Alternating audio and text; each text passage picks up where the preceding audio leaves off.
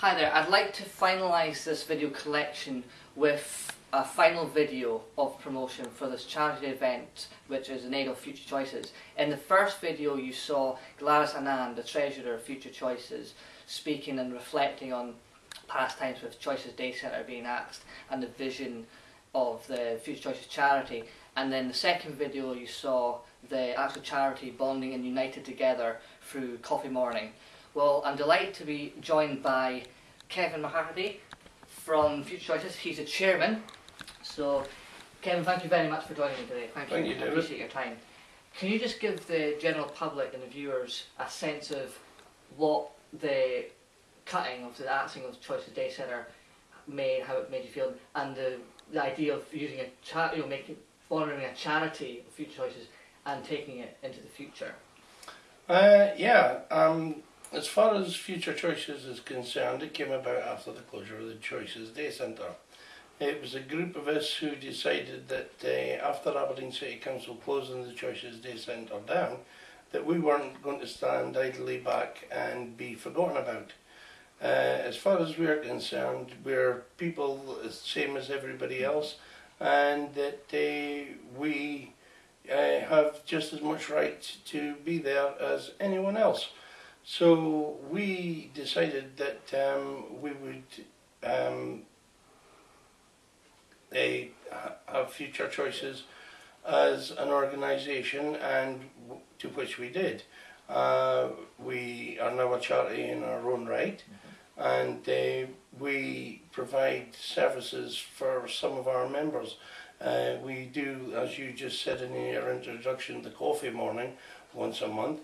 We also have alternative therapy down at Inchgarth Community Centre for 8 of our members as well. We also have meetings once a month for all the members to attend, so that they know what we're trying to achieve and what we're trying to do for the future. So as far as that's concerned, we're looking to build on the future. We would like to have arts and crafts, we would like to have art, and we'd like to have computing classes as well as some other things up and running as well. Because as you know, in this day and age, they're looking for not just the able-bodied out working, but the disabled, which gives them the right to go out to be employed as well. So we would like to be seen to be offering classes for our members that would possibly help them, such as computing classes to give them computing skills, such as catering skills as well, and just life assuring things for these people. Because after the closure of the day centre, I mean, people were left at home with nothing to do. So we had to do something about this. We had to get off our backsides and make sure that something was done for all the disabled people. And fortunately, it's been a long, hard road, and it's been a very slow, laborious process. And I'm afraid it's never quick enough for me that it happens. But we are getting along. We have a business plan, we do have a constitution as well, and we are looking forward to the future.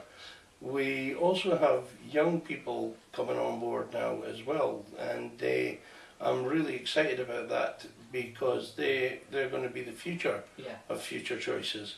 And as far as them becoming members of the group is concerned, I think could only benefit them in the long term. So could you see Future Choices charity running on? Oh yes, most definitely. It's not just like a one-hit wonder. No, it's not. It's the way things have gone, and the closure of all the day centres throughout the country. In fact, Aberdeen and Future Choices could actually be up there for people to look and see, well, they did it in Aberdeen, we can do it wherever. I mean, it's a great inspirational story of yours that people who used a day centre provided by a local authority having been cut, and then strong-willed people like Kevin, joining together and it's a team effort, Mm-hmm. forming a charity, a registered charity, and then telling people, look, come and join us, etc. We can give everybody the service. It's a very admirable thing. It just showed that you had guts and determination, as you say, through the long haul. Mm-hmm. It's a lot of red tape, bureaucracy, etc. to go through. It is. It's a lot of red tape.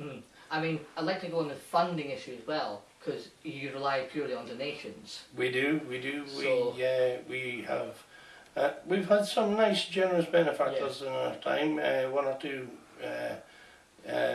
nice checks that have came in to help us along the way.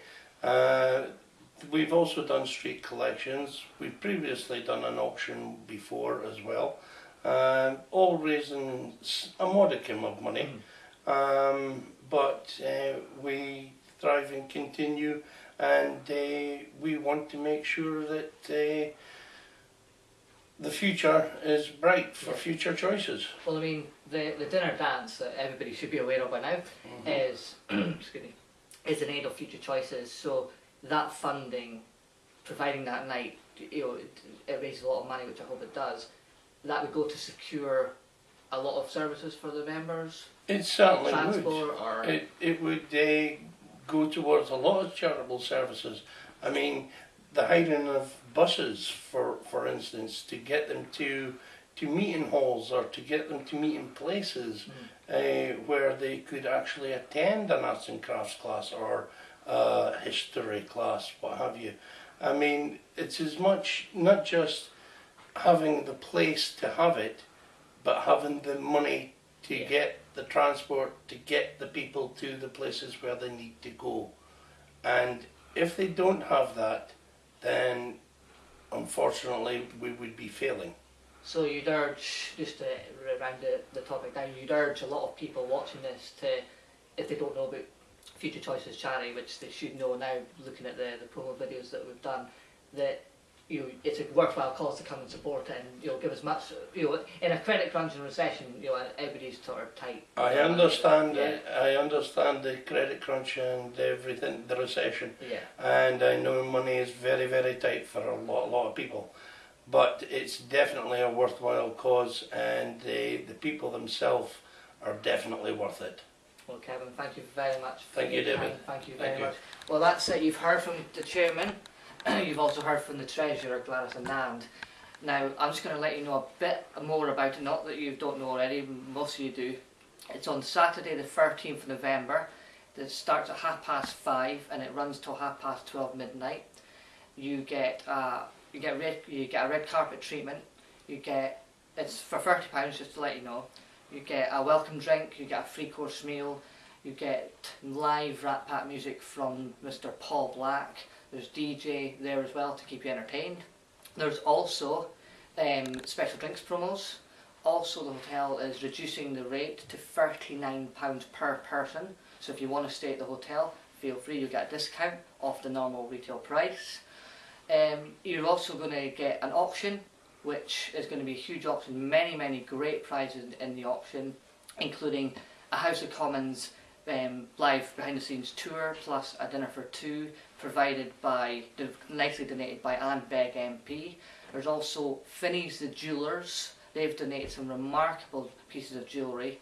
And the raffle, you get amazing prizes in the raffle, including a year pass for 2 people to the Livingwell Health Club. Not only that, but if you come to the event, you're also going to get, each guest will get 1 day pass to the Livingwell Health Club, so you can keep fit.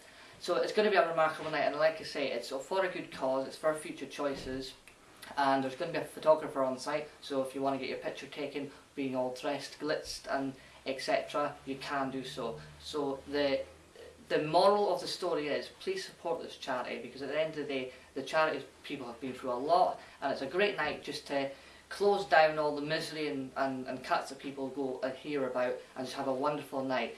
The details to get your tickets are on the page, so please feel free to get in touch, and thank you very much for listening. Bye bye.